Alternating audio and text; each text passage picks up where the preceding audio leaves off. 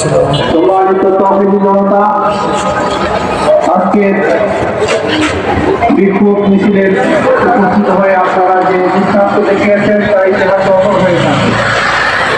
সকলকে ধন্যবাদ জানাই আজকের বিক্ষোভ মিছিলে উপস্থিত হওয়ার জন্য। শুরুতে আমি বলতে চাই, আমরা আজকে যে উদ্দেশ্যে এখানে উপস্থিত হয়েছি, আমরা জানি ইহুদি খ্রিস্টানেরা আমাদের মুসলমান ভাইদের উপরে নির্বিচারে গণহত্যা চালাচ্ছে। এটা যুগ যুগ ধরে চলে আসছে। ইহুদি খ্রিস্টানরা সামান্য সুযোগ পেলে মুসলমানদের উপরে আঘাত করতে থাকে। এজন্য রাসূল সাল্লাল্লাহু আলাইহি ওয়াসাল্লাম তাদেরকে মদিনা থেকে বের করে দিয়েছিলেন। এই জাহেলবাদী ইহুদিরা সারা বিশ্বে যাযাবরের মতো জীবনযাপন করত, তাদের নির্দিষ্ট কোনো জায়গা ছিল না। তারা ইউরোপ থেকে বহিষ্কৃত হয়েছে, রাশিয়া থেকে বহিষ্কৃত হয়েছে, তারা ইটালি থেকে বহিষ্কৃত হয়েছে। বিশ্বের যে প্রান্তে তারা গিয়েছে সেখানে একটা অঘটন ঘটিয়ে সেই জায়গা থেকে তারা বিতাড়িত হয়েছে। সম্মানিত তৌহিদি জনতা, আজকে আমরা লক্ষ্য করছি ফিলিস্তিনের মুসলমানদেরকে তারা পাখির মতো গুলি করে হত্যা করছে। বরং পাখিকে মারা যতটুকু কঠিন ছিল তার চেয়ে সহজ তারা মুসলমানদেরকে হত্যা করছে। এটা শুধুমাত্র ফিলিস্তিনের ইহুদি খ্রিস্টানরা করছে না, ইসরায়েলের ইহুদি খ্রিস্টানরা করছে না, বরং এর পিছনে সবচেয়ে বড় কথা হলো মৃত্যুর কাফের মুশরিকের লিডারকে আমেরিকা। আজকে ফিলিস্তিন মুসলমানদের গণতন্ত্রে পরিণত হয়েছে। এর পিছনে সবচেয়ে বড় মদত যে ঢুকেছে সেটা হলো আমেরিকার প্রত্যক্ষ মদতে।